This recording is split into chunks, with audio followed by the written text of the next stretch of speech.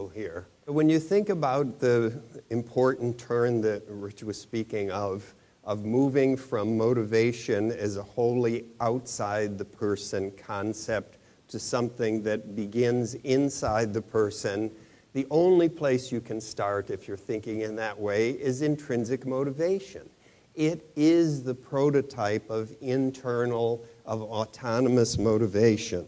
So, of course, the research started with intrinsic motivation, which went against the grain of what was happening in psychology at the time.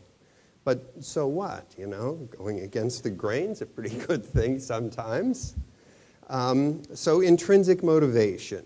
It really means doing an activity because you find the activity interesting and enjoyable. It satisfies the basic psychological needs, which Rich just laid out for you.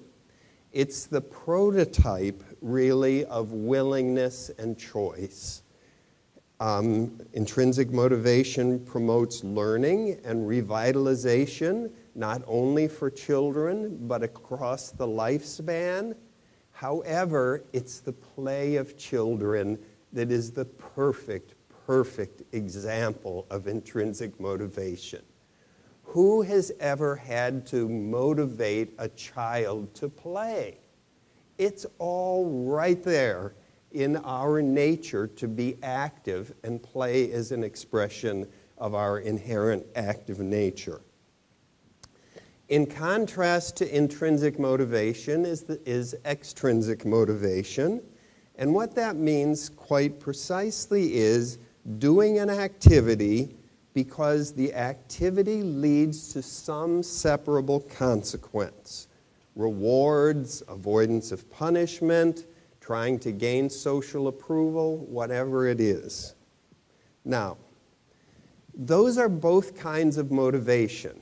Intrinsic motivation is, extrinsic motivation is. They energize behavior, and together they stand in contrast to amotivation, or being unmotivated. Amotivation means that you have no intentionality to behave, and when that's the case, you don't behave very much. Now, early on, we were interested in a question. You've got intrinsic motivation and extrinsic motivation. And early on, we got interested in the question of whether these two types of motivation are additive or perhaps interactive.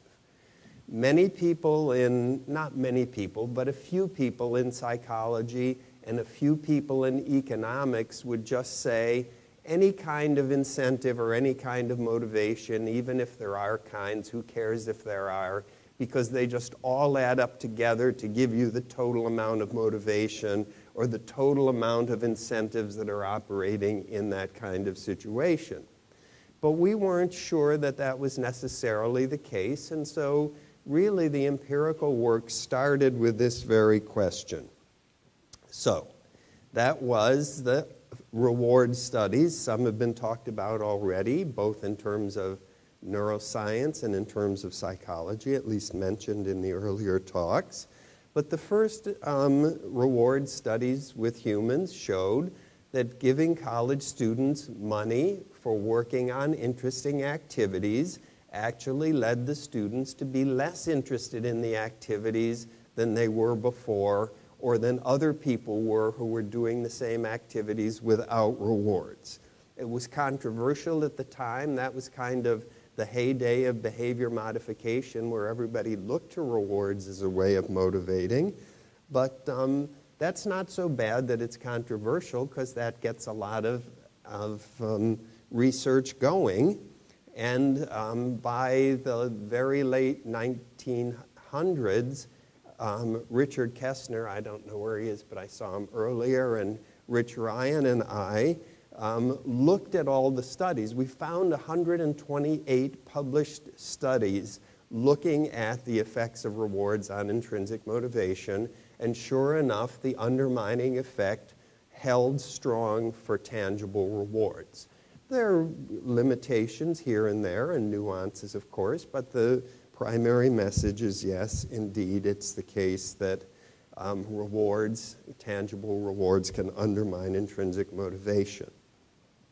Applying that in the realm of health care, for example, a study by Arlen Moeller, who's also here someplace, I saw him earlier, he looked at the issue of rewarding people for sustained healthy behavior change. And he did an interesting thing in this, which is he looked at people's motivation for financial rewards, for wanting to attain that's the degree to which that's an important motivation for people. And he's got some people who are very high in that type of motivation and some that are very low. And what he finds is that initially everybody shows a little bit of, in this particular instance, of weight loss. A lot more was the case for people who were low in the financial motivation than those who were high. But the even more interesting thing is those people who were high in financial motivation for doing this actually gained back all the weight and some more besides. That's the top piece of the graph that you see over there. Whereas people who were low in the strong desire for financial rewards actually lost a lot more motivation, and it maintained, in fact, increased over time.